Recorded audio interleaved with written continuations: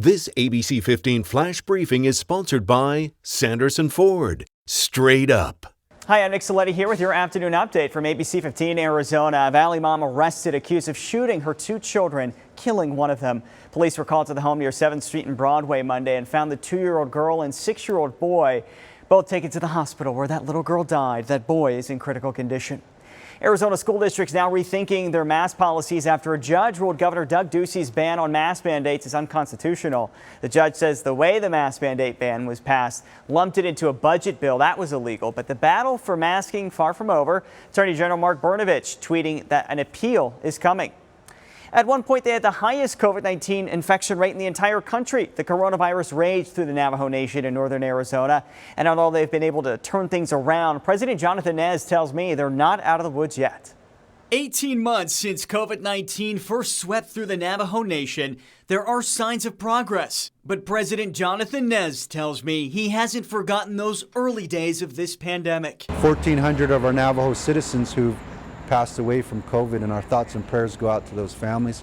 But right now we're seeing a decrease in cases. People here on the Navajo Nation have been disproportionately impacted by the coronavirus. We were there last year just as the Navajo Nation was coming out of the coronavirus storm. Of course, as a leader, a lot of things go through your mind, and you also have to be hopeful. Right now, President Nez tells me between 70 to 75% of the Navajo's eligible population is vaccinated, higher than most other places across the state. There's no more curfew. Destinations like Monument Valley are back open. Schools are full once again. But other rules remain in place. President Nez tells me he knows they're tough, but he argues they've kept more of his people alive. What do you say to the folks who feel like those might be too strict? Look at Navajo. That's all I can say. We followed some very strict protocols that were put in place and recommended by the CDC. We continue to do the same. Mask mandates, 50% capacity for restaurants, hotels, and other businesses, and limiting gatherings to 15 people. And his administration isn't stopping there. They're also starting to require proof of vaccination or a negative COVID test before certain events. We have the ability to push back on these monsters, as we call them, and COVID-19 is one of those monsters. President Nez says movie theaters and gyms are still closed on the Navajo Nation and that there's not an exact timetable for when they'll reopen, but he hopes to do that as more people get vaccinated and they see less cases. They could open to maybe 50% capacity at some point soon. A new warning about dangerous counterfeit pills making their way onto the streets here in Arizona. DEA agents telling me that what's inside these bags is enough fentanyl-laced pills to kill 100,000 people. And the problem is getting worse with more and more counterfeit drugs being taken off the streets here. The DEA tells me more than 40% of the counterfeit pills they're seizing have deadly amounts of fentanyl, which is 2 in every 5 pills. Well, today's National Voter Registration Day. Election Day is November 2nd for local jurisdictions. You have to be registered by October 4th in order to vote.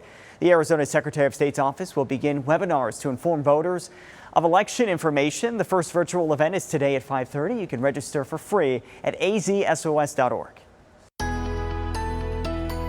Tracking your most accurate forecast, I'm meteorologist Jorge Torres. Your Tuesday looking warmer than your Monday, with temperatures starting off in the mid-70s here in the valley, climbing into the mid-80s by noon, and we're calling for highs to reach 91 degrees. And there is a slight chance for morning showers. Most of it should be dry today. Again, anticipating a high of 91 degrees, so warmer than the past several days where we had highs generally in the low to mid-80s. Meanwhile, in northern Arizona today, highs in the 60s in Flagstaff, Heber, and Show Low too. 70s in Winslow, 80s for you folks in Page, and the hotspot Lake Havasu at 96 degrees. And your 7-day forecast showing those temperatures cooling down once again tomorrow, calling for a high of 88 degrees on your Wednesday with a chance for showers at 20%. That's for the latter part of the day. And for the last day of September, the last day of monsoon season, expect that chance of rain to stick around at 30% with highs in the 80s. And then by Friday, those temperatures rebound to near 90 and a warmer weekend on tap, even with more cloud cover, highs staying in the 90s and lows in the 70s.